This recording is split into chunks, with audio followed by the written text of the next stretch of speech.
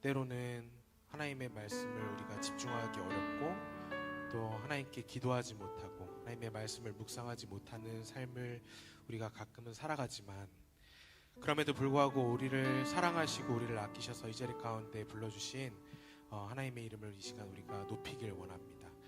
우리의 한 주간의 삶을 돌아보시면서 하나님께서 나에게 요구하셨던 믿음들, 또 하나님께서 나에게 베푸셨던 그 크신 사랑들, 그 사랑들을 우리가 기억하시고 묵상하시면서 함께 찬양하심으로 하나님만 높여드리는 시간 되길 원합니다. 함께 찬양하도록 하겠습니다.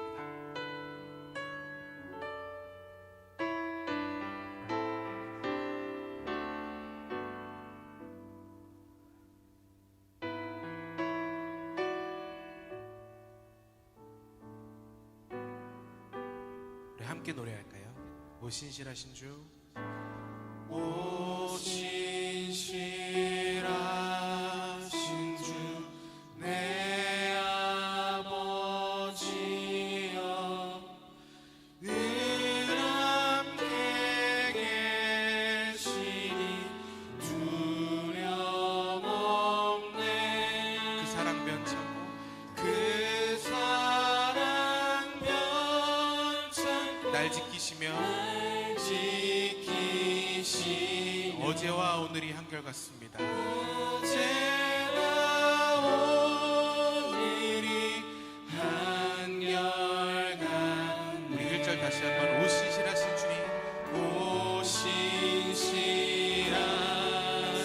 주 내 아버지여, 늘 함께 계시니 두려움 없네. 그 사랑 변창고, 그 사랑여 날 지키시며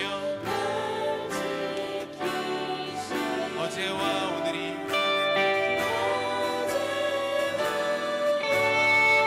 한결같네. 한결같네. 오 신실하신 주, 오 신실하신 주, 오 신실하신 주, 날마다 자비를 베푸시며 일용할 모든 것 내려주시니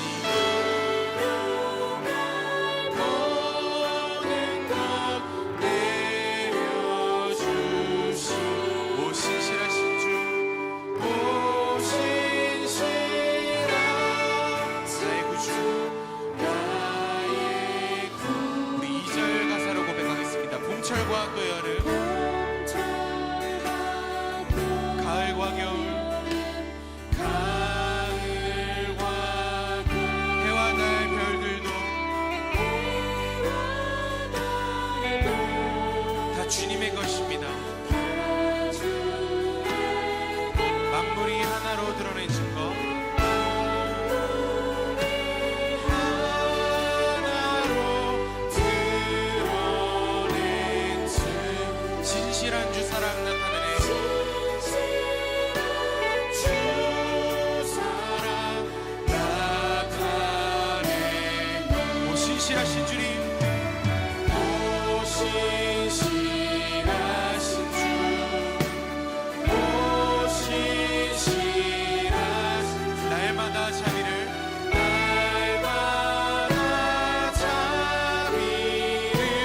베푸시며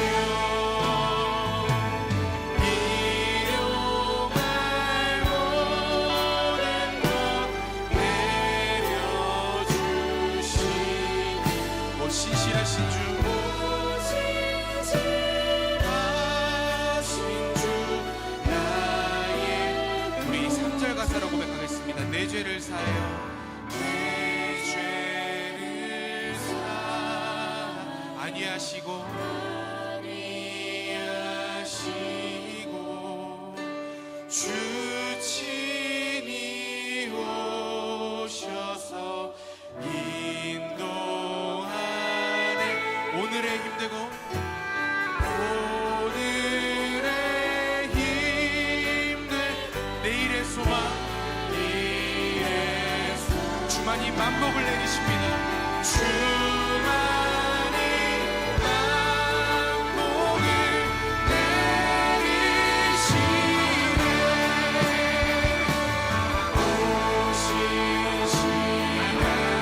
오시시라신 주님,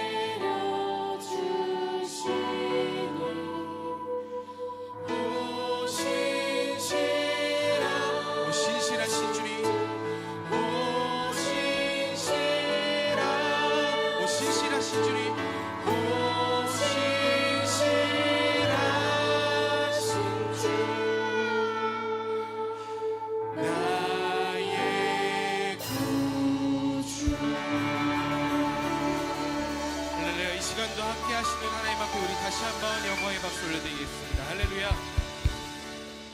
네, 자막이 나와야 좀 같이 가사를 묵상하면서 함께 예배할 텐데, 네, 가사 한 번만 좀, 프롬프터 한번 확인 좀 부탁드리겠습니다.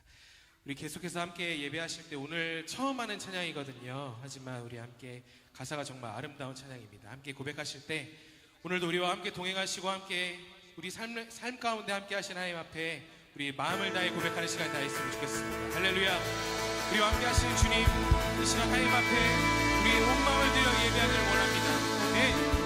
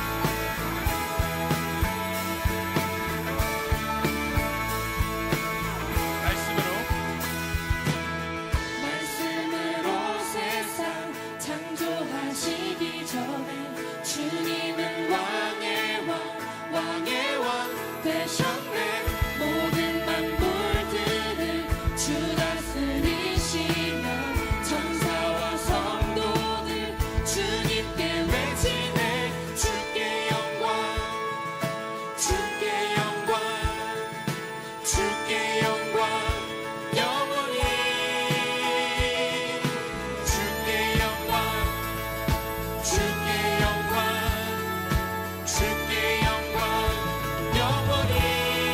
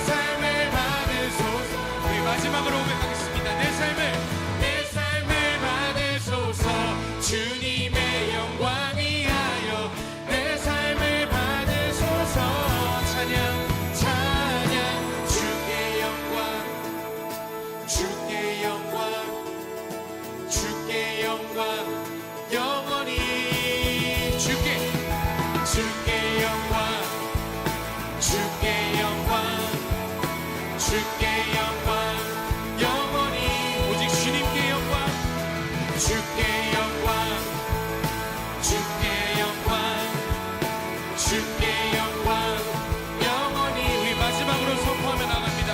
주께 영광 주께 영광 주께 영광 영원히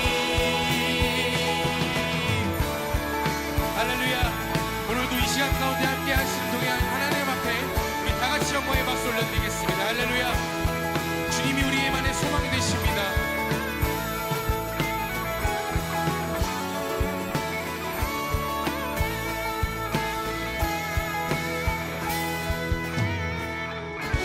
다시 한번 하나님 앞에 우리의 영광의 박수, 영광의 함성 올려드립니다. 아멘.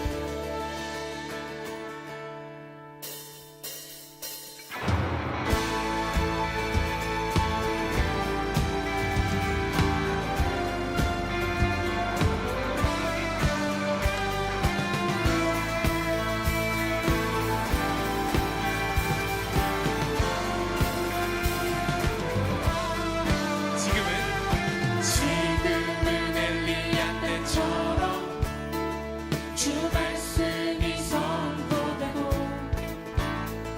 또 주의 종 모세의 때와 같이 언약이 성취되네.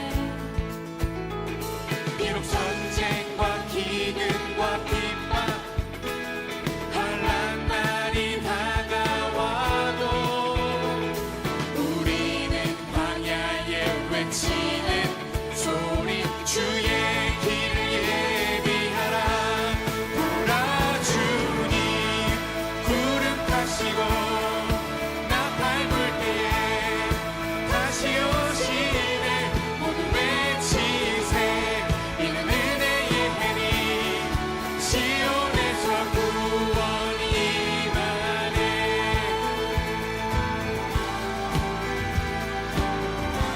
우리 믿음으로 2절 가사로 고백하겠습니다. 에스겔의 환상처럼 에스겔의 환상처럼 마른 뼈가 살아나며 또 주의 종 다윗의 때와 같이 예배가 회복되네. 주수할 때가 이르러 들판은 휘어졌네. 우리는 주수할 일꾼 되어 말씀을 선포하니. 보라 보라 주님 구름 타시고 나 밟을 때에 다시 오시네. 모두 외치세 이는 은혜의 해니 시온에서 우리 이번에 목소리로 찬양하겠습니다. 보라 보라 주님 구름 타시고 나 밟을 때에 다시 오시네. 모두 외치세 이는 은혜의 해니 시온에서 구원이 임하. 보라 주님 구름 타시고 나 밟을 때에 다시 오시네. 모두 외치세 이는 은혜의 해니 시온에서. 우리 마지막으로 고백하겠습니다. 보라 주님 보라 주님 구름 타시고 나 밟을 때에 다시 오시네. 모두 외치세 이는 은혜의 해니 시온에서 구원이 임하네. 곧 다시 오신 하나님 앞에 우리 다시 한번 영광의 박수 올려드리며 나가겠습니다. 할렐루야.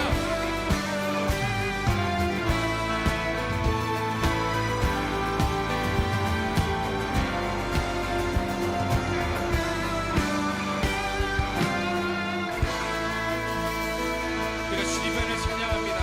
네.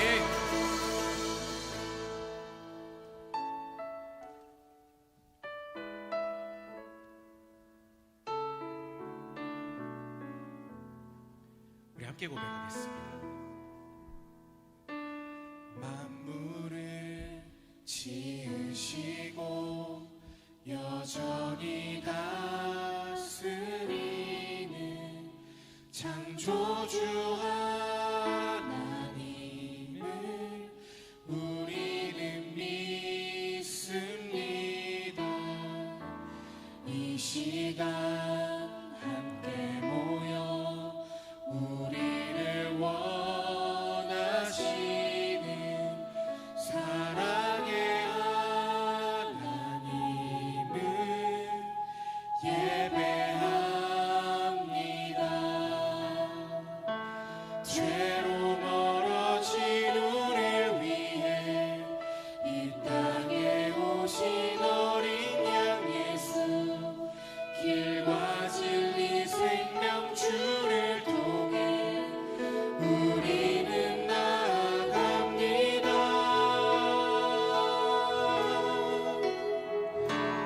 마음의 노래를 들으시는 주님, 두려움에서 지금 일어나 사랑으로 오라 하시네.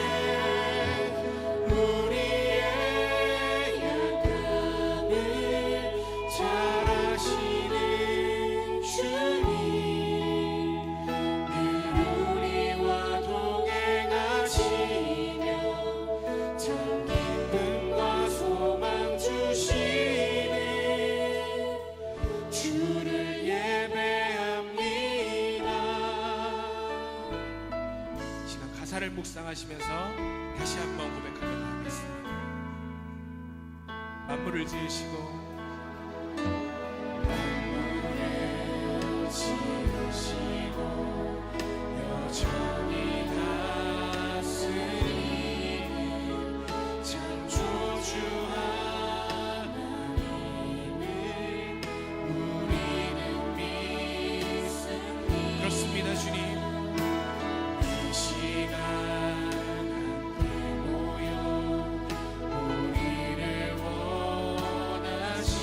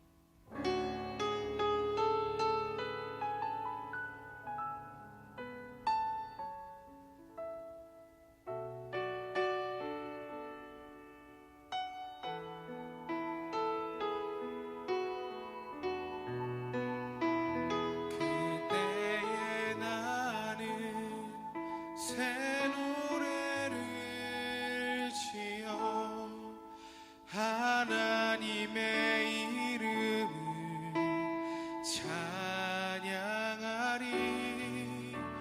가난하고 갇힌 자들의 소리를 들으시는 구원의 하나님을 높이리.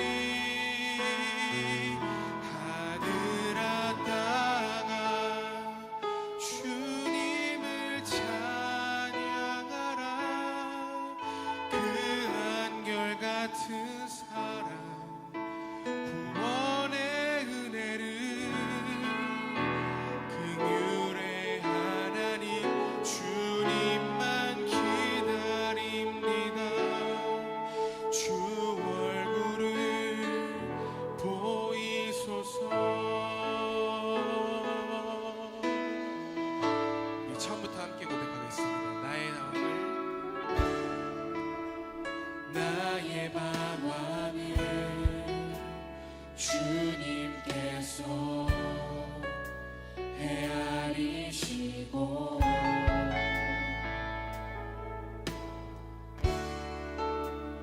나의 눈물을 주의 명에 담으소서. 나는 비천하고 수치와 조롱에 홀로 남았으니 그러나 오 나의 주님, 오 나의 하나님 주령에서 건지소서.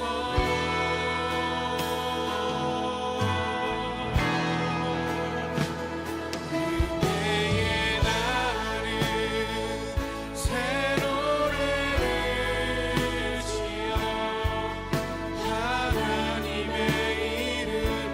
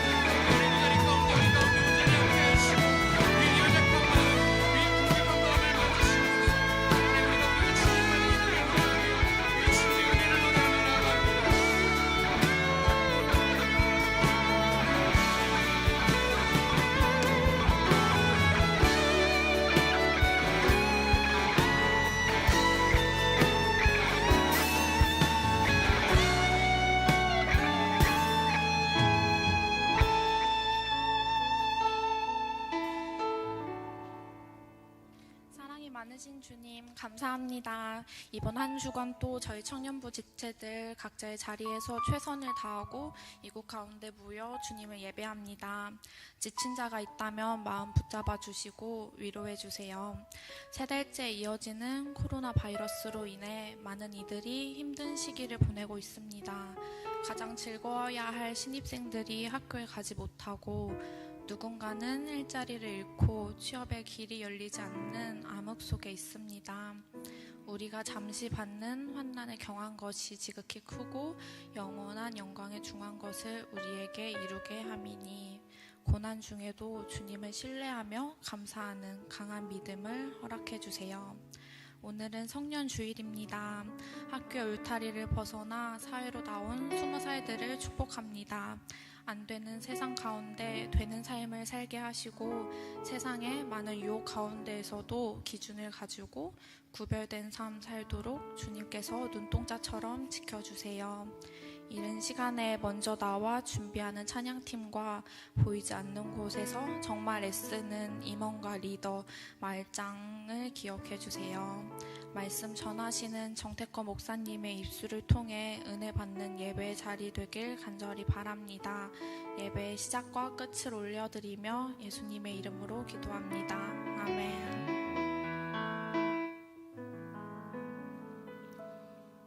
네, 지금 함께 다 같이 자리에서 일어나셔서 하나님의 말씀을 함께 우리 교독하도록 하겠습니다.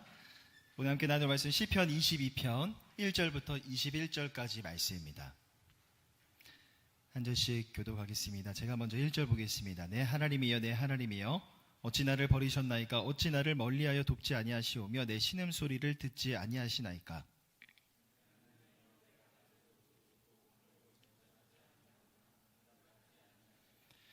이스라엘의 찬송 중에 계시는 주여 주는 거룩하시니이다.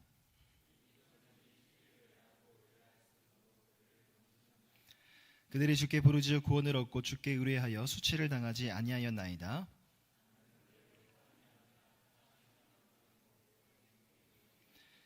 나를 보는 자는 다 나를 비웃으며 입술을 삐죽거리고 머리를 흔들며 말하되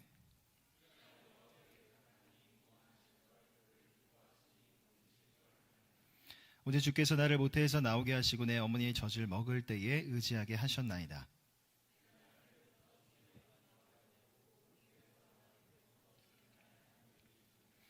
나를 멀리하지 마옵소서. 환난이 가까우나 도울 자 없나이다.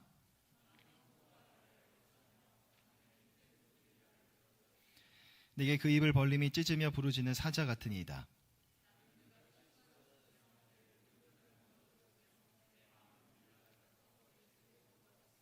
내 힘이 말라 질그러 죽어 같고 내 혀가 입천장에 붙었나이다. 주께서 또 나를 죽음의 진토 속에 두셨나이다.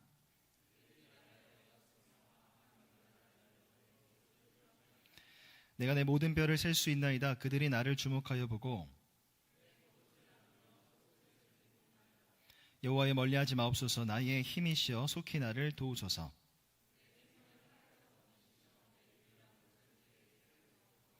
함께 읽습니다. 나를 사자의 입에서 구하소서. 주께서 내게 응답하시고 들소의 뿔에서 구원하셨나이다. 아멘. 자리에 앉으시고요. 옆 사람 바라보면서 따뜻한 눈빛으로 함께 인사하겠습니다. 참 잘 오셨습니다. 잘 오셨습니다. 네. 여러분, 종교개혁자 마틴 루터는요, 기도에 관해서 이런 이야기를 한 바가 있습니다. 제가 읽어드리겠습니다. 제화공이 신을 만들고 제단사가 옷을 만드는 것처럼 그리스도인은 기도가 매일의 직업이다. 기도는 내 삶에서 가장 중요한 것이다. 단 하루라도 기도를 소홀히 한다면 나는 믿음의 많은 부분을 잃어버릴 것이다 라고 이야기를 했습니다. 여러분, 기도라는 거 우리의 신앙생활에 있어서 너무나 중요한 거 너무나 잘 알고 있죠. 여기에 대해서 반론을 제기할 수 있는 사람은 아마 한 사람도 없을 겁니다. 그만큼 기도는 성도의 삶에 있어서 마치 사람이 호흡을 하는 것 같죠. 우리가 숨을 쉬어야 살 수가 있는 것처럼 성도의 영혼은 기도를 해야만 늘 건강한 상태를 유지할 수가 있는 겁니다. 성경에 나오는 수많은 인물들만 보아도 또 역사 속에 살아갔던 신앙의 위인들만 보아도 그들은 기도하는 사람들이었죠. 다시 말하면 그들이 기도에 관한 것을 누군가에게 설명하고 가르치는 그런 일을 한 게 아니라 그들은 실제 하나님 앞에 기도하는 사람이었다는 겁니다. 뿐만 아니라 우리는 예수님의 모습을 통해서도 기도에 대해서 참 많은 도전을 얻을 수가 있죠. 우리가 잘 아는 것처럼 예수님의 하루 스케줄은요, 쉴 틈이 없으셨습니다. 하루 종일 회당에서 사람들을 가르치셨고 병든 자, 귀신 들린 자를 고치셨죠. 결국 크게 보면 두 가지, 가르치시고 치유하시는 사역을 온종일 감당하셨던 거죠. 자, 하지만 예수님은 그 다음날 습관에 따라 새벽이 밝기 전에 일어나셔서 한적한 곳에 가서 하나님 앞에 기도하셨습니다. 이처럼 예수님께는 몸에 배어진 기도의 습관이 있었지만 안타깝게도 반면에 우리의 삶에는, 우리의 몸에는 몸에 밴 습관이 아니라 어쩌면 우리 입술에 밴 습관적인 말들이 있는 것 같아요. 예를 들면 이런 거죠. 너무나 바빠서 기도하지 못했습니다. 너무 바빠서 말씀 펴서 성경 보지 못했습니다 라는 말들이 기도하지 않고 또 말씀 앞에 나아가지 않는 나를 변호하고 나를 합리화시켜주는 습관적인 말이 되어버린 겁니다.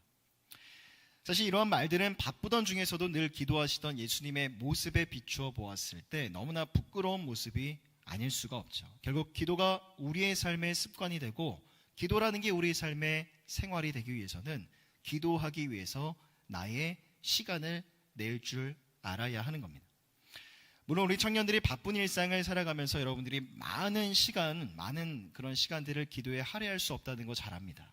또 예수님이 매일 새벽을 사셨던 것처럼 여러분들이 매일 새벽을 깨울 수도 없다는 거 너무나 잘 알아요. 여러분 스스로도 잘 알 겁니다. 하지만 예수님이 우리에게 보여주시는 그 모습의 교훈은 바로 이것이죠. 아무리 바쁘고 분주한 일상을 살아도 하나님 앞에 나아가는 그 시간을 절대 포기해서는 안 된다는 것을 기도의 모범을 통해서 우리에게 보여주고 계신 겁니다. 자, 그런데 우리가 기도하기 위해서 기도의 시간을 내는 것만큼이나 중요한 것이 있어 보입니다. 바로 기도할 때 내가 어떤 마음을 가지고 어떤 자세와 태도를 가지고 그 기도의 자리에 임하는가라는 거죠. 그런데 여기서 어떻게라고 하면 기도의 내용, 즉 어떤 기도의 제목을 가지고 하나님 앞에 나아가야 되는가에 대한 이야기일 수도 있습니다. 하지만 오늘 설교의 포인트는 기도의 내용이라기보다는 기도의 시간, 그 기도의 자리 가운데 내가 어떤 마음을 가지고 나아가고 있는가라는 겁니다. 왜냐하면 기도에 임하는 내 마음의 자세와 태도, 내 마음의 중심이 어떠한지가 결국 기도의 시간과 기도의 지속성, 기도의 꾸준함을 결정해 주기 때문이죠. 성경을 보면 우리가 기도할 때 하나님이 응답하시겠다라고 약속하신 무수히 많은 말씀들이 있어요. 대표적으로 마태복음 7장 7절과 8절인데, 자, 우리 한 목소리로 함께 읽어보도록 하겠습니다. 시작. 구하라. 문을 두드리라. 그리하면 너에게 열릴 것이니 구하는 이마다 받을 것이요 찾는 이는 찾아낼 것이요 두드리는 이에게는 열릴 것이니라. 자, 구하는 자 주실 것이고 찾는 자가 찾아낼 것이며 두드리는 자에게 열릴 것이다 라는 이 말은 결국 하나님 앞에 기도하는 자에게 하나님의 놀라운 응답의 은혜가 있을 것이라는 약속의 말씀인 겁니다. 하지만 문제는 하나님은 이처럼 우리 가운데 기도 응답에 대한 분명한 약속을 주셨지만 문제는요, 실제적으로 우리가 하나님 앞에 기도한 만큼 응답을 받지 못했다고 느낄 때가 참으로 많다는 거죠. 물론 우리의 느낌이지만요. 사실 기도의 응답이라는 건 하나님이 살아계심을 내가 경험할 수 있는 가장 주관적인 증거이기도 합니다. 그리고 그 기도의 응답이 지극히 작은 것이라 할지라도 그것이 쌓이면 결국 그것이 그 사람의 믿음과 신앙의 성장으로까지 이어지게 되죠. 하지만 기도를 하는 만큼 기도가 잘 응답되지 않는 것처럼 느끼게 된다면 처음에는 좋은 마음으로 기도를 시작했다가도 금방 기도의 자리를 떠나버리게 되겠죠. 더는 기도의 자리를 사모하지 않게 되는 겁니다. 설교의 서두에서 기도가 성도의 삶에 있어서 호흡이라고 말씀드렸죠. 결국 우리가 기도에서 멀어지게 되면 우리의 믿음, 우리의 신앙, 생명력을, 기력을 잃어가게 되는 겁니다. 그렇다면 우리가 기도에 응답받지 못하는 이유는 결국 기도 응답에 대한 분명한 하나님의 약속의 말씀을 주셨는데 하나님의 약속이 불완전해서라거나 그 약속의 신빙성이 떨어져서라고 우리는 말할 수 있을까? 결코 그럴 수 없습니다. 하나님의 약속은 완전합니다. 또 하나님은 신실하셔서 한번 하나님이 말씀하신 건 그대로 이루어 가신 것을 우리는 성경의 역사를 통해서 살펴볼 수가 있죠. 그러기에 기도응답에 대한 책임을 우리는 하나님 앞에 물을 수는 결코 없습니다. 대신 하나님 앞에 드리고 있는 나의 기도, 내 기도 가운데 어떤 문제는 없는가, 내 기도의 현 주소에 대해서 나의 기도를, 우리의 기도를 돌아봐야 하는 것이죠. 오늘 함께 나눌 말씀은 시편 22편의 말씀입니다. 자, 계속해서 시편의 이 저자는 다윗이고, 다윗이 사울에게 온갖 핍박과 순환을 당하면서 하나님 앞에 구원을 호소하는 비탄시입니다. 자, 22편은 크게 두 부분으로 나눌 수 있는데, 먼저 1절부터 21절을 보면 고난에 처해 있는 다윗의 비통한 마음과 정서, 그리고 그 상황에 대한 구체적인 묘사가 이어집니다. 또 이어지는 22절부터 마지막 31절까지는 전반부의 비통한 그 분위기가 급반전이 되면서 하나님의 구원을 확신하는 다윗의 모습이 그려지고 있죠. 오늘 함께 살펴볼 말씀은 전반부 1절부터 21절까지 말씀인데, 고난 중에서 다윗이 하나님 앞에 어떻게 기도했는지 그 모습 가운데 우리의 기도, 나의 기도의 모습을 한번 비추어 보았으면 좋겠습니다. 그리고 나의 기도, 우리의 기도를 돌아볼 수 있는 이 시간이 되시기를 소망합니다. 자, 먼저 본문의 1절을 보면요, 다윗이 이렇게 고백합니다. 자, 함께 한 목소리로 읽어보겠습니다. 시작. 내 하나님이여, 내 하나님이여, 어찌 나를 버리셨나이까? 어찌 나를 멀리하여 돕지 아니하시오며 내 신음소리를 듣지 아니하시나이까? 자, 이와 같은 다윗의 고백은 우리가 큐티를 지금까지 계속 쭉 해오신 분들이라면 아마 지난 시편들에서도 자주 반복되는 걸 느끼셨을 겁니다. 시편 1절에서도 다윗이 이렇게 고백하죠. 여호와여, 어찌하여 멀리 서시며 어찌하여 환난 때에 숨으시나이까? 다윗은 마치 지금 본인이 하나님께 버림을 받았다고 느낄 정도로 깊은 탄식 가운데 머물러 있습니다. 자, 그 탄식의 이유가 조금 더 구체적으로 2절에서 설명되고 있는데, 내 하나님이여, 내가 낮에도 부르짖고 밤에도 잠잠하지 아니하오나 응답하지 아니하시나이다. 자, 지금의 이 상황이 너무나 힘들어서 다윗은 하나님께 기도하고 또 기도하고 부르짖었는데 하나님이 응답하지 않으시는 거죠. 마치 하나님은 침묵하시는 것만 같습니다. 그런 상황 속에서 그의 마음을 더 괴롭게 했던 것은 주변 사람들의 조롱이었죠. 본문의 6절을 보면 나는 벌레요 사람이 아니라 사람의 비방거리요 백성의 조롱거리니이다. 자, 또한 11절부터 18절 말씀을 보면 악한 자들이, 악인들이 다윗을 집요하게 박해하고 괴롭히기 시작합니다. 12절과 13절, 16절을 보면 악인들의 모습은 황소와 사자, 그리고 사나운 개로 묘사가 되죠. 결국 그들의 학대와 괴롭힘을 받은 그 결과가 무엇인가? 자, 본문의 14절부터 17절까지 말씀입니다. 나는 물같이 쏟아졌으며 내 모든 뼈는 어그러졌으며 내 마음은 밀랍 같아서 내 속에서 녹았으며 내가 내 모든 뼈를 셀 수 있나이다. 그들이 나를 주목하여 보고. 자, 여기서 물같이 쏟아졌다는 말은 다윗이 거의 탈진 상황 가운데 놓여졌다는 그런 고통스러운 상황에 대한 묘사입니다. 또 내 마음이 밀랍 같아서 내 속에서 녹아버렸다는 건 여러분 초를 아시죠? 자, 초에 불이 붙으면 자, 촛농이 흘러내리는 것처럼 몸과 마음이 타는 것 같은 고통을 느끼고 있다는 그런 묘사인 겁니다. 또한 여기서 모든 뼈를 셀 수 있다는 말은 심한 고통 때문에 다윗의 피골이 상접하여서 완전히 쇠약해졌음을 의미하죠. 자, 또한 18절을 보면 내 겉옷을 나누며 속옷을 제비 뽑나이다. 다윗이 사람들에게 벌거벗김을 당해서 상당한 수치 가운데 머물러 있음을 보여주고 있는 겁니다. 자, 여러분, 이처럼 고난이라는 건 이 다윗이 경험한 이 말씀의 이 표현들처럼 사람을 참 지치게 만듭니다. 외롭게 만들고 참으로 수치스럽게도 만들죠. 그래서 살면서 되도록이면 많은 사람들은 고난을 피하고 싶어 합니다. 고난을 마주하지 않기를 원하죠.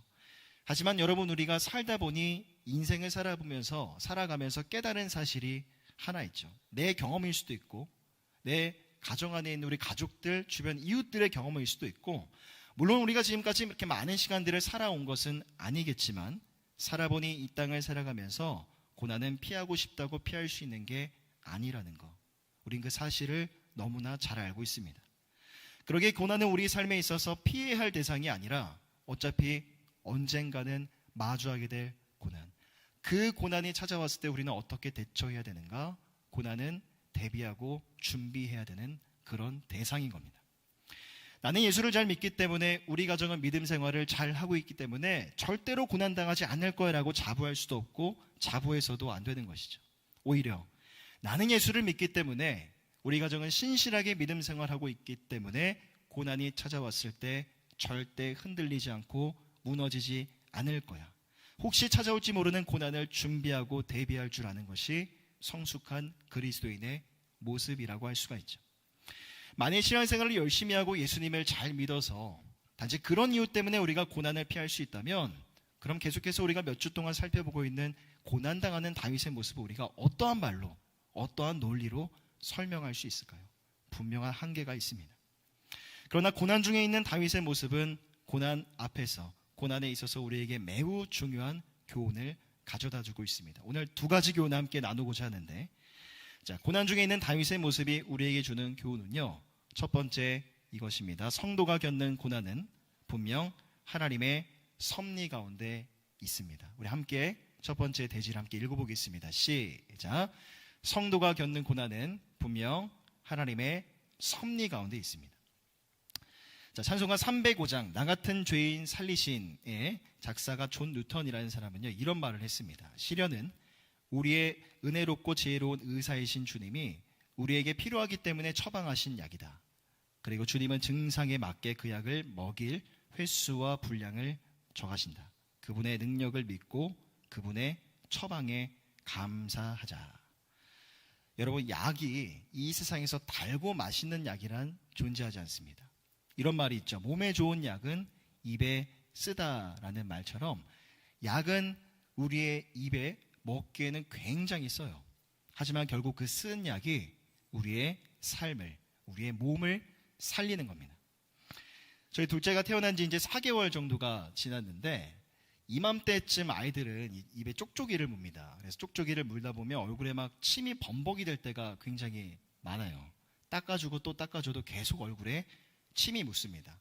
그래서 얼마 전에는 얼굴에 침독이 올라서 얼굴 한 면이 빨갛게 붓고 이게 막 몇 주 동안 흉터가 이어지는 그런 때가 있었어요. 너무 어리기 때문에 병원 데려가기를 주저하다가 안 되겠다 싶어서 이제 병원을 데려갔고 약을 지어서 먹였죠.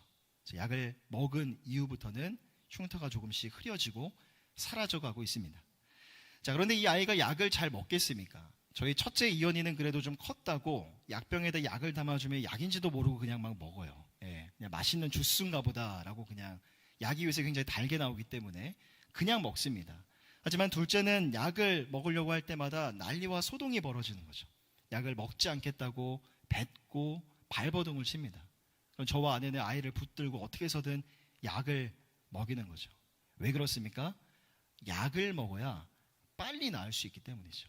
약을 먹어야 피부가 깨끗해질 수 있기 때문이죠. 존 뉴턴은 성도가 겪는 시련과 고난을 하나님이 처방해 주시는 약에 비유합니다. 하나님이 처방해 주셨기 때문에 그건 사람을 죽이는 약이 아니죠. 사람을 살리는 약인 겁니다. 그러기에 고난이라는 건 내 눈으로 보았을 때는 나를 아프게 해요. 내 입에 굉장히 씁니다. 하지만 하나님의 관점에서 바라볼 때 고난은 완전히 달라지죠. 오히려 고난 때문에 내가 더 나아질 수 있고 내가 좋아질 수 있고 내가 건강해질 수가 있는 겁니다. 다윗도 동일하죠. 지금의 고난은 하나님이 다윗에게 처방해 주신 고난인 겁니다. 다윗에게 필요하기 때문에 하나님이 다윗에게 주셨던 거죠. 그러니 우리 삶의 시련과 고난이 찾아왔을 때 우리도 그것을 맹목적으로 밀어냄이 아니라 기꺼이 받아낼 줄 알아야 하는 겁니다. 하나님이 그 약을 우리에게 처방해 주셨기 때문에 감사하고 하나님을 믿고 그 하나님 안에서 그 순간을 이해하고 해석하고자 하는 노력이 필요한 것이죠. 자, 두 번째로 고난 중에 있는 다윗의 모습이 우리에게 주는 교훈은 이것입니다. 성도는 고난 중에 있더라도 그래도 다시 기도해야 된다는 것. 자, 두 번째 대지 함께 읽겠습니다. 시작. 성도는 고난 중에 있더라도 그래도 다시 기도해야 합니다. 자, 오늘 본문에서 다윗의 기도가 굉장히 중요한 점이 있어요. 자, 이 두 번째 대지가 오늘 설교의 핵심인데 잘 보십시오. 여러분, 다윗은 어느 날 잘 살다가 잘 지내고 있다가 어느 날 갑자기 고난이 찾아온 게 아니에요. 그래서 그때부터 기도한 게 아닙니다. 다윗은 이미 신실한 사람이었고 하나님을 경외하는 자였고 이미 기도하는 사람이었다는 거죠. 그런데 고난이 찾아온 겁니다. 그래서 더 하나님 앞에 부르짖고 하나님을 간구했는데 응답하지 않으세요. 하나님은 마치 침묵하시는 것만 같습니다. 그런데 침묵하시는가 하나님 앞에서 다윗이 어떤 모습을 보여주었는고 하니 그래도 다시 기도하는 겁니다. 자, 어떻게 기도했는지 보니까 3절부터 5절을 보면요, 이렇게 기도합니다. 함께 한 목소리로 읽어보겠습니다. 시작. 이스라엘의 찬송 중에 계시는 주여, 주는 거룩하시니이다. 우리 조상들이 주께 의뢰하고 의뢰하였으므로 그들을 건지셨나이다. 그들이 주께 부르짖어 구원을 얻고 주께 의뢰하여 수치를 당하지 아니하였나이다. 자, 어떻게 기도하는지 보니까 먼저 3절을 보면 다윗은 고난 중에서도 하나님은 거룩하십니다라고 선포를 해버립니다. 하나님의 하나님 되심을 선포하고 영광을 올려드리죠. 이러한 고백은 자신의 삶이 시궁창, 구렁텅이 가운데 있다 할지라도 하나님을 향한 믿음과 신앙은 변하지 않을 거라는 견실한 신앙의 고백인 거죠. 또한 4절을 보면 다윗은 과거 하나님이 이스라엘의 열조들에게 행하신 일들을 언급하면서 그 은혜를 자신에게도 베풀어 주실 것을 호소합니다. 더 나아가 5절을 보면 네 개의 동사가 서로 대구의 형식으로 표현이 되죠. 부르짖어 구원을 얻고 주께 의뢰하여 수치를 당하지 아니하였나이다. 자, 결국 과거 이스라엘의 열조가 하나님 앞에 부르짖고 하나님께 의뢰했을 때 저들이 수치를 당하지 아니하고 저들이 구원을 받았다라는 다윗은 그 인과관계를 발견하고 그걸 붙들었던 것이죠. 다시 말해서 하나님께서는 오늘 나도 구원해 주실 것인데 그 구원하심의 근거가 무엇인가? 바로 하나님이 과거 행하신 일들 가운데 그 근거를 발견했던 겁니다. 여러분, 다윗의 이러한 기도가 너무나 중요한 이유가 있는데 바로 이 다윗의 기도하는 이 모습을 통해서 우리는 어떻게 하면 우리의 기도가 주변의 상황이나 정황에 따라 흔들리지 아니하고 계속해서 하나님 앞에 올려드릴 수 있을 것인지에 대한 비결이 무엇인지를 우리가 발견할 수 있기 때문이죠. 보통 우리가 기도에 응답받았다고 할 때는 가장 먼저 내가 원하는 거, 내가 생각하는 거, 내가 하나님 앞에 기도했던 게 응답되었을 때 우리는 그것을 응답받았다라고 표현을 합니다. 하지만 응답의 범주는요, 그것을 뛰어넘습니다. 내가 원하는 것이 이루어졌을 때도 응답이지만 하나님이 나에게 원하시는 것이 이루어졌을 때도 그것도 응답의 범주에 들어가게 되는 것이죠. 그러게 기도할 때 의심하지 않고 믿음으로 기도하는 게 너무나 중요해요. 하지만 믿음 플러스 민감하게 기도하는 것도 매우 중요한 기도의 방법인 것이죠. 왜 그렇습니까? 민감하게 기도할 줄 알아야만 나의 원함뿐만 아니라 내 삶을 향한 하나님의 원함이 무엇인지를 우리가 깨달아 알 수가 있기 때문이죠. 그리고 여러분들이 그것을 알 수 있게 도와주는 것이 바로 하나님의 말씀인 겁니다. 결국 다윗이 과거 하나님이 행하셨던 것을 붙들고 기도했던 것은 오늘날 우리도 하나님 앞에 기도하며 나아갈 때 우리의 기도가 어디에 기반되어야 되는가, 무엇을 근거로 하여서 하나님 앞에 나아가야 되는가에 대한 중요한 지침을 보여주고 있는 것이죠. 그것은 바로 우리의 기도가 하나님의 말씀을 근거로 삼아야 한다는 것, 말씀 안에서 말씀을 붙들고 하는 기도여야 된다는 것을 다윗의 기도가 그 기도의 모본을 우리에게 보여주고 있는 겁니다. 물론 1차적으로 다윗은 믿음의 사람이었을 겁니다. 그러기에 과거 하나님이 이스라엘의 열조 가운데, 선조 가운데 행하셨던 일들을 바라보면서 지금 이 순간 자신도 다시 한번 힘과 용기를 얻었을 거예요. 그런데 오늘 본문을 살펴보면 저는 다윗이 꽤나 민감한 사람이었겠구나라고 생각을 하게 되었습니다. 4절을 다시 보니까 우리 조상들이 주께 의뢰하고 의뢰하였으므로 그들을 건지셨나이다라고 말씀하죠. 즉 이스라엘의 열조들이 하나님 앞에 의뢰하고 의뢰하였던 것처럼 그 또한 하나님 앞에 의뢰하고 또 의뢰하는 과정을 동일하게 겪으면서 다윗은 지금 자신이 걸어가고 있는 고난의 시간들의 그 이유와 의미에 대해서 하나님 안에서 이해하고 해석하려고 하지 않았을까? 그러기에 고난 중에서도 다윗의 기도는 절대 끊어지지 않아요. 오히려 본문의 22절을 보면 다윗의 기도는 이렇게 이어집니다. 여러분 내일 큐티 본문이기도 한데 22절 말씀 함께 한 목소리로 한 번 더 읽어보겠습니다. 시작.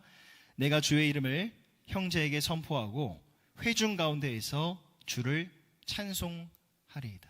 자, 기도가 변해요. 달라집니다. 탄식으로 가득했던 그의 고백이 왜 응답하지 않냐고 그렇게 묻고 따지던 그의 고백이 이제는 하나님을 향한 영광의 선포로 변화가 되는 겁니다. 비록 현재의 삶은 고통스럽더라도 기도해도 상황은 쉽게 달라지지 않는 것처럼 보이고 여전히 하나님은 숨어 계시는 것만 같아도 다윗은 여전히 구원의 하나님을 믿었던 겁니다. 자, 또 오늘 본문의 9절과 10절에서는 다윗이 이렇게 고백합니다. 오직 주께서 나를 모태에서 나오게 하시고 내 어머니의 젖을 먹을 때에 의지하게 하셨나이다. 내가 날 때부터 주께 맡긴 바 되었고 모태에서 나올 때부터 주는 나의 하나님이 되셨나이다.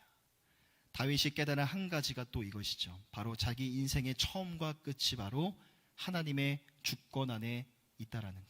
결국 상황은 좋지 않지만 그가 하나님 안에서 확인하고 발견한 이 모든 것들을 미루어 보았을 때, 종합해 보았을 때 하나님은 여전히 찬양받기 합당하신 분이라는 결론을 내리게 되었던 것이죠. 여러분, 세상은요 분명 고난을 버려야 할 것으로, 버려야 할 대상으로 이해를 합니다. 왜냐하면 고난은 나쁜 것이기 때문이죠. 빨리 가급적이면 잊어버리고 빨리 털어버리라고 그렇게 말합니다. 하지만 믿는 자의 삶에 있어서 고난은 버려야 할 것이 아니라 품어야 할 대상인 것 같아요. 왜냐하면 고난으로 얼룩진 그 시간마저도, 그 고난의 조각마저도 하나님 안에 있을 때는 모든 것이 다 의미가 있기 때문이죠. 우리가 살아가는 모든 삶의 순간순간 하나도 버릴 게 없기 때문입니다. 그러기에 여러분들이 지금 고난의 여정을 걷고 있다면 조금 더 자세히 말씀드려서 이미 나는 기도하고 있지만, 이미 나는 하나님을 붙들고 의지하고 있었지만 그래도 내 삶에 고난이 찾아왔고 나는 여전히 고난의 터널에 머물러 있어서 아무런 빛도 보이지 않는다고 그렇게 생각이 될지라도 다시 한번 여러분 하나님 말씀 앞에 나아가시고 다시 한번 말씀 붙들고 간절히 기도할 수 있는 모든 청년들이 다 되시기를 바랍니다. 왜냐하면 고난이라는 어둠 속에서 여러분들이 바라보는 그 말씀은요, 그 어느 때보다도 찬란하게 빛나기 때문이죠. 고난 중에 바라보는 하나님의 말씀은 그 어느 때보다도 여러분들의 마음속에 선명하게 새겨지기 때문입니다. 그리고 그렇게 그 어느 때보다도 고난 중에 내가 붙들었고 고난 중에 내 기도의 근거로 삼았던 그 하나님의 말씀이 결국 여러분들의 일생의 모든 삶, 여러분들의 평생의 삶을 이끌어 가는 것입니다. 사람의 몸을 지탱하는 것은 음식의 흠이지만 우리 영혼의 모습을, 영혼의 상태를 지탱하는 것은 바로 아름다운 추억의 힘이라고 저는 믿습니다. 정말 마음이 힘들고 어려워서 말씀 붙들고 기도했는데 그 기도 가운데 하나님의 위로를 경험한 경험이 있다면 그 위로와 감동에 대한 추억은 꽤 오래 갈 겁니다. 쉽게 지워지지 않는 것이죠. 저에게도 과거 하나님의 위로의 말씀을 경험했던 말씀 한 가지가 있는데 민수기 6장 26절입니다. 여호와는 그 얼굴을 내게로 향하여 드사 평강 주시기를 원하노라 할지니라 하라 라고 말씀하죠. 과거 저희 가정 가운데 어려움이 있을 때 붙들고 정말 간절히 기도했던 말씀입니다. 얼마나 기도했는지, 얼마나 붙들었었는지 말씀이 거의 제 가슴에 도장으로 찍듯이 그렇게 새겨진 말씀이라고 할 수가 있어요. 그래서 저는 살면서도 삶의 비근한 어려움과 문제가 찾아오면 습관적으로 자동적으로 이 말씀이 가장 먼저 떠오릅니다. 말씀을 붙드는 거죠. 말씀을 붙들고 내면에 있는 불안과 염려를 몰아내고 말씀을 근거로 하여서 하나님의 평강을 내면에 담아내려고 노력하는 겁니다.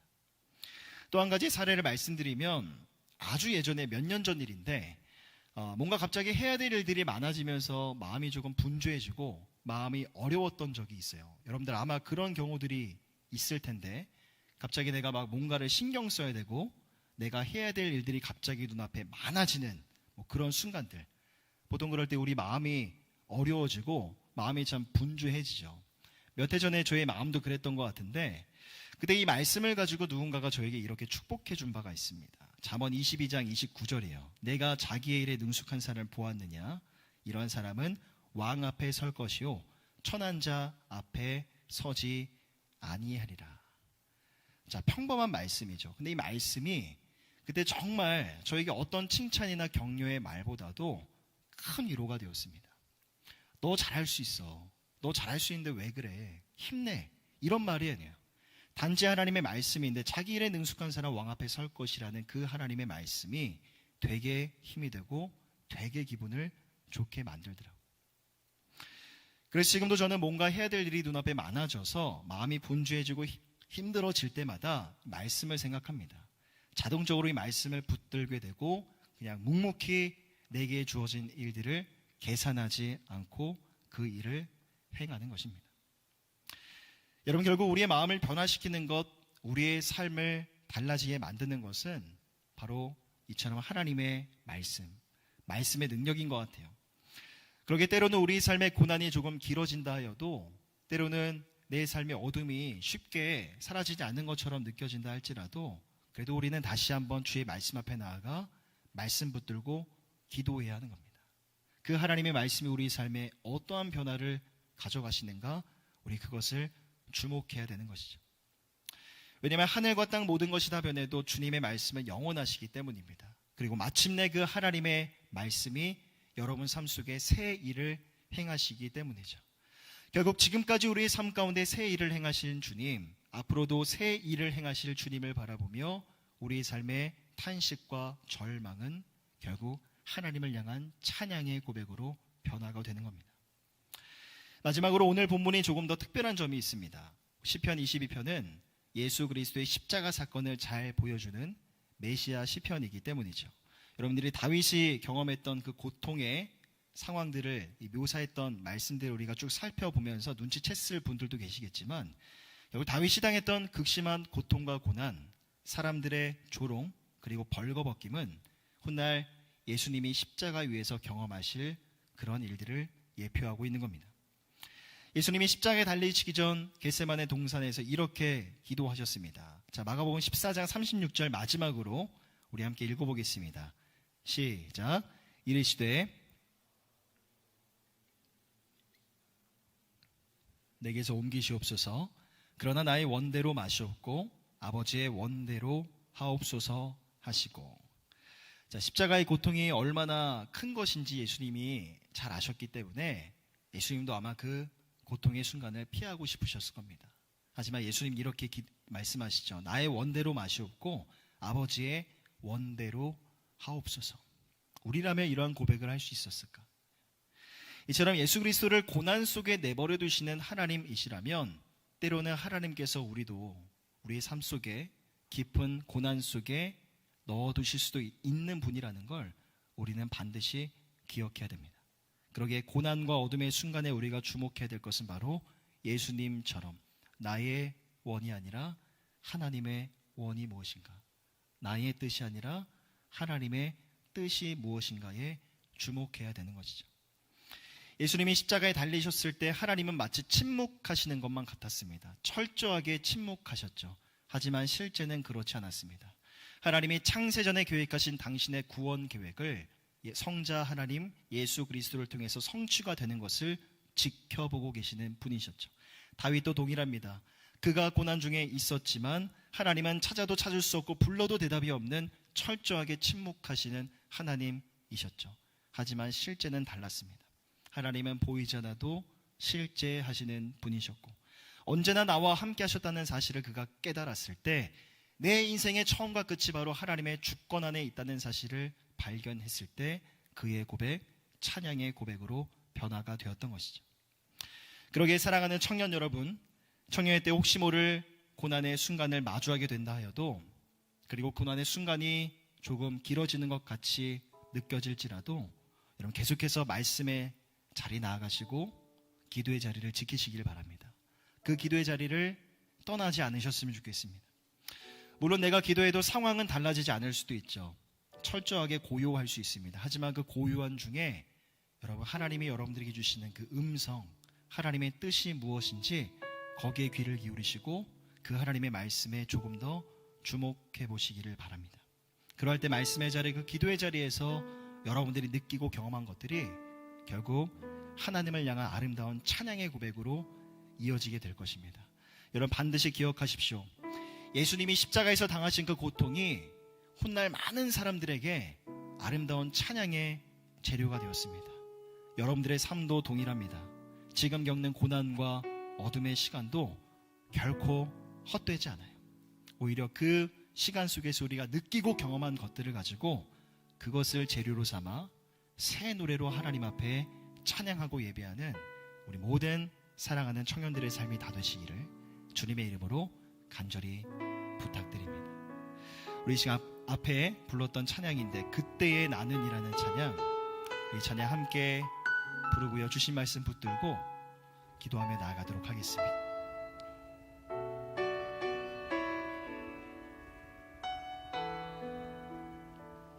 나의 방황을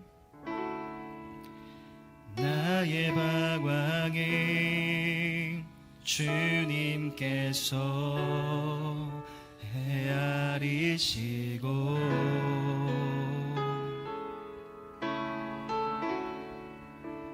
나의 눈물이 주의 병에 담으소서.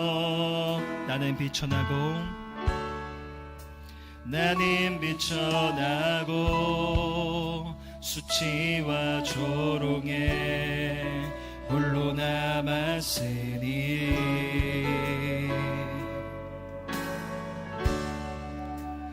나의 하나님 수렁에서 건지소서.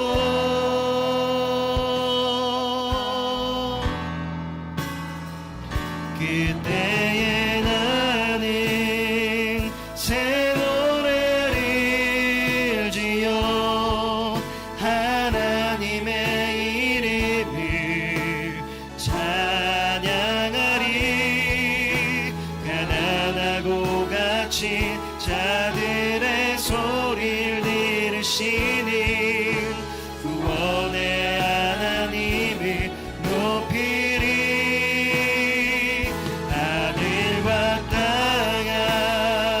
주님을 찬양하라.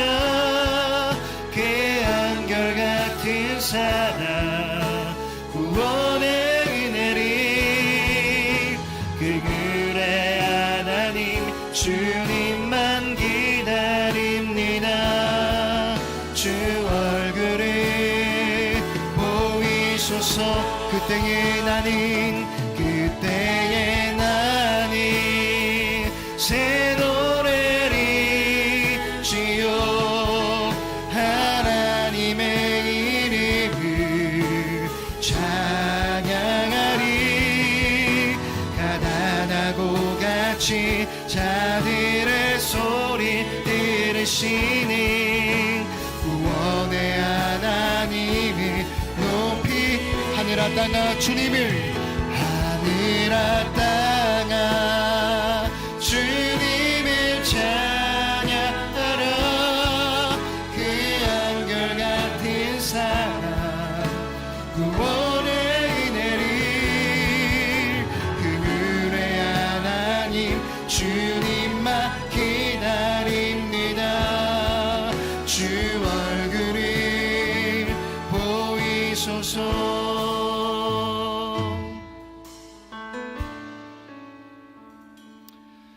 기도할 때 하나님, 우리가 신앙생활을 해가면서 말씀을 보고 또 기도하는 거 중요하다라는 거 우리가 너무나 잘 알고 있습니다. 하지만 하나님, 나는 지금까지 기도했는데, 지금까지 말씀 붙들었고 하나님 안에 있었는데 그래도 내 삶에 고난이 찾아온다면 그때 정말 내 마음이 너무나 힘들고 어려워집니다. 지금까지 해왔던 신앙생활이 무의미해 보이기도 할 거고, 기도해서 뭐하나라는 그런 의구심, 그런 질문들이 내 마음을 괴롭힐지도 모릅니다. 어쩌면 다윗의 모습이 그러했겠죠. 찾아도 찾을 수 없고 불러도 대답하지 않는 그 하나님 앞에서 그의 마음이 얼마나 외롭고 쓸쓸했을까. 하지만 다윗은 그래도 다시 말씀 앞에 나아갔습니다. 그래도 다시 기도의 자리에 나아갔죠. 그리고 그 자리에서 그가 느끼고 경험한 것들이 그의 마음을 변화시켰고 그것이 하나님을 향한 찬양의 고백으로 이어지게 된 겁니다. 이 시간 우리도 함께 기도하며 나아갈 때 하나님, 고난 가운데 말씀을 붙들고 기도하는 거 참 쉽지 않은 것 같습니다. 하지만 그래도 내가 다시 한번 말씀 자리 가운데 나아가기로 합니다. 기도의 자리 가운데 나아가서 하나님 그 자리 가운데 내 삶을 향한 하나님의 원하심과 하나님의 뜻이 무엇인지 우리가 바라보고 귀를 기울이고 주목하길 원합니다. 그래서 그때에 그 자리에서 나와 함께 하셨던 그 하나님의 은혜와 사랑, 그 하나님의 인자하심을 재료로 삼아서 새 노래를 지어 하나님을 찬양하고 성축할 수 있는 우리의 삶이 되어줄 수 있도록, 매일매일 그런 우리의 삶이 되어줄 수 있도록 주님 붙들어 주시고 함께하여 주시옵소서. 우리 이 마음을 주님 앞에 올려드리시면서 우리에게 주신 말씀 붙들고 함께 통성으로 기도하며 나아가겠습니다. 사랑과 은혜가 풍성하신 하나님, 오늘도 우리 안에 겸손의 마음을 주시고 하나님 사모하는 마음으로 예배의 자리로 나아가게 하시니 감사를 드립니다. 깨달음을 주시고 또한 깨달음을 가지고 주님 앞에 결단하며 나아가게 하시니 감사를 드립니다. 하나님, 고난의 시간이 길어질 때, 우리 삶에 찾아온 어둠이 쉽게 사라지지 않을 때 아버지 솔직히 말씀 앞에 나아가고 아버지 더욱더 말씀 앞에 나아가 주님 앞에 기도하며 나아가는 거 쉬운 일이 아닌 것 같습니다. 하지만 하나님, 믿음으로 기도했던 다윗의 모습을 돌아봅니다. 그럼에도 불구하고 더욱더 민감하게 주님 앞에 나아가 하나님의 뜻하심과 하나님의 행하신 일들을 바라보며 자신의 삶을 주님 앞에 올려드렸던 다윗의 모습을 바라봅니다. 아버지, 믿음으로 기도했던 그의 모습이, 아버지 그 믿음 민감함으로 주님 앞에 나아갔던 그 모습이 원래 우리의 삶 가운데에도 머물길 원합니다. 내 삶이 비천하여도 수치와 조롱 가운데 내 삶이 머물러 있다 할지라도 아버지, 날마다 우리와 함께 하실 주님을 더욱더 믿음의 눈을 들어 바라보게 하여 주시고 그 주님과 함께하는 그때에, 그 주님과 함께 동행하는 그때에 그 시간들의 길을 가지고 아버지 재료를 삼아 아버지 아름다운 새 찬양을 지어 새 노래를 가지고 하나님을 찬양하고 송축할 수 있는 우리들의 삶이 되어줄 수 있도록, 우리 청년들의 아버지 우리 매일매일의 삶이 되어줄 수 있도록 함께하여 주시옵소서. 아버지, 우리의 몸을 지탱하는 것은 아버지 음식의 힘이지만 우리의 영혼을 더욱더 단단하게 하는 것은 바로 아름다운 추억의 힘인 것 같습니다. 아버지, 날마다 주님과 함께 동행하는 그 아름다운 은혜의 추억들을 가지고 이 청년의 때를 이롭지 아니하고 쓸쓸하지 아니하며 믿음으로 주와 함께 동행하며 걸어갈 수 있는 아버지 우리 모두의 삶이 되어줄 수 있도록 주님 인도하여 주시고 함께하여 주시옵소서. 너무나 바쁘게 말씀 오지 못하고 바쁘기 때문에 믿음 앞에 아버지 하나님 임재 가운데 나아가지 못하는 것이 아니라 너무나 바빠서 말씀 보고 너무나 바빠서 기도의 자리 가운데 나아갑니다라는 고백이 우리의 삶의 고백이 되어줄 수 있도록 새롭게 시작되어지는 한 주의 우리 삶의 고백과 선포가 되게 하여 주시옵소서.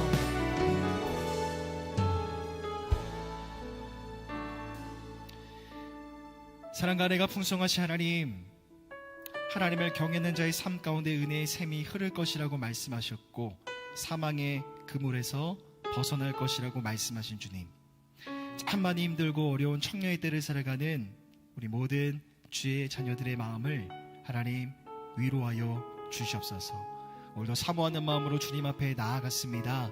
하나님의 심령 가운데, 갈급하고 메마른 심령 가운데 은혜의 샘물을 대어 주시사 이처럼 하나님 앞에 나아가 하나님을 경외하고 예배할 때마다 우리의 심령이 윤택하게 변화되어지는 것들을 주님의 그 임재 앞에서 경험할 수 있도록 인도하여 주시옵소서. 하나님, 우리 몸을 지탱하는 것은 바로 음식의 힘이지만 우리의 영혼을 더욱더 단단하게 하는 것은 아름다운 추억의 힘인 것 같습니다. 내 마음이 너무나 힘들고 외로울 때 하나님 말씀 붙들고 간절히 기도하게 하시고 그 말씀 가운데, 그 기도 가운데 우리에게 주셨던 그 은혜와 감동이 있다면 그것 때문에 청년의 시절 외롭지 않을 겁니다. 그 아름다운 추억 때문에 청년의 시절 쓸쓸하지 않을 겁니다. 날마다 그렇게 말씀과 기도를 가지고 주님과 함께 걸어 나아가는, 주님과 함께 아름답게 디자인해 나아가는 우리의 삶이 되게 하여 주시옵소서. 하나님, 솔직히 말해서 고난의 시간들이 길어지는 것 같을 때 내 눈앞에 어둠이 찾아올 수 있지만 그 어둠이 쉽게 사라지지 않는 것처럼 느껴질 때 말씀 보고 기도하는 거 중요한 거 압니다. 하지만 그게 참 쉽지가 않은 것 같습니다. 하지만 하나님, 다윗이 하나님 앞에 믿음으로 기도했고 그가 하나님 앞에 민감하게 기도했던 것을 바라봅니다.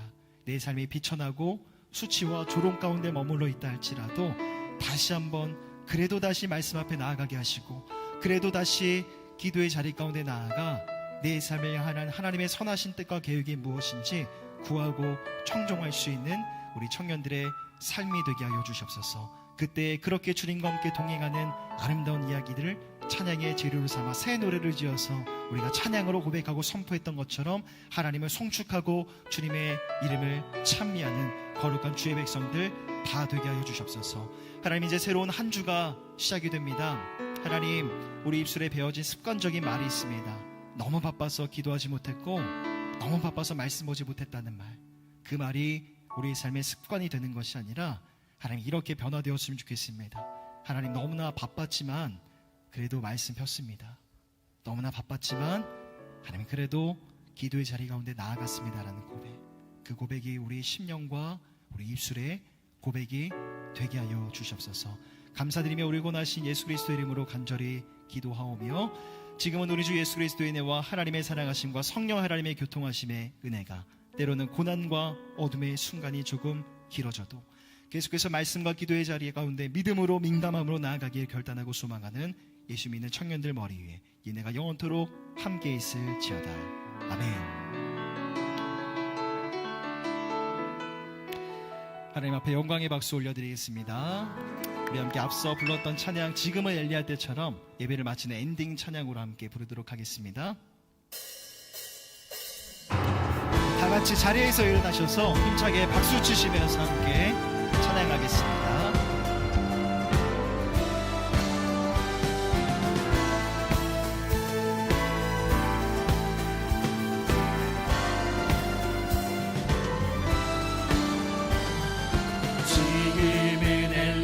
때처럼 주 말씀이 선포되고 또 주의 종 모세의 때와 같이 언약이 성취되네. 비록 전쟁과 기근과 핍박 환난 날이 다가와도 우리는 광야에 외치네 소리, 주의 길을 예비하라. 오라 주님, 구름 타시고 나팔 불 때에 다시 오시네. 모두 외치세 은혜의 해니 시온에서 구원이 임하네.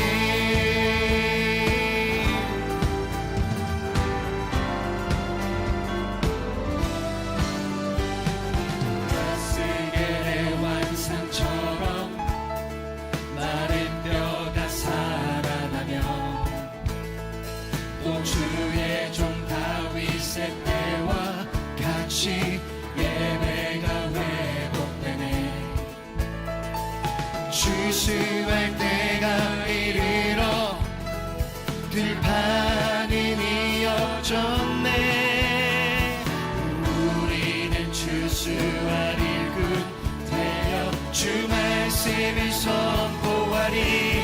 오라 주님, 구름 타시고 나팔 불 때에 다시 오시네. 모두 외치세 은혜의 니 시온에서 구원이 임하네. 오라 주님, 구름 타시고 나팔 불 때에 다시 오시네. 모두 외치세 은혜의 니 시온에서 구원이 임하네. 오라 주님, 구름 타시고 나팔 불 때에 다시 오시네. 모두 외치세 은혜의 니 시온에서 구원이 임하네.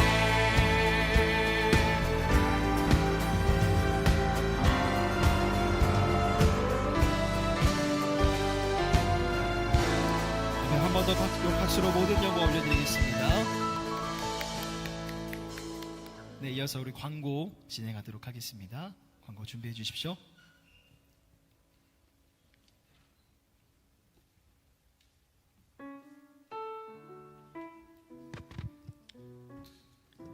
광고 진행하겠습니다. 예배 오신 여러분을 환영하고 축복합니다. 주일 3부 청년부 예배는 계속해서 2시 크라운홀에서 진행됩니다. 그리고 1시 30분에 저희 사무실에서 기도회가 있으니 다들 기도로 예배를 준비해 주시면 감사하겠습니다. 두 번째 광고입니다. 오늘 20살 청년들이 성년의 주일을 맞이했는데 다들 축복해 주시고 기도 부탁드립니다. 세 번째 광고입니다.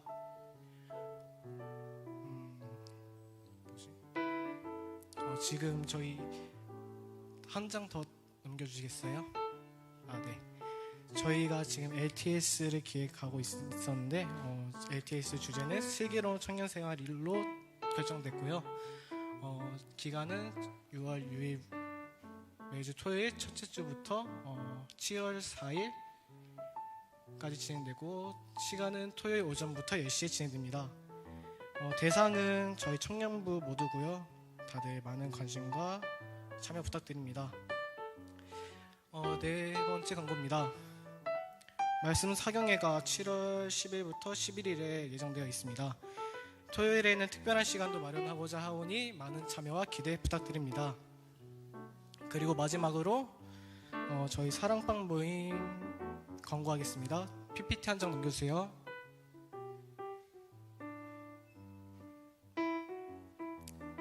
네, 앞에 보시면은 마을별로 이제 사랑방 제 나와 있는데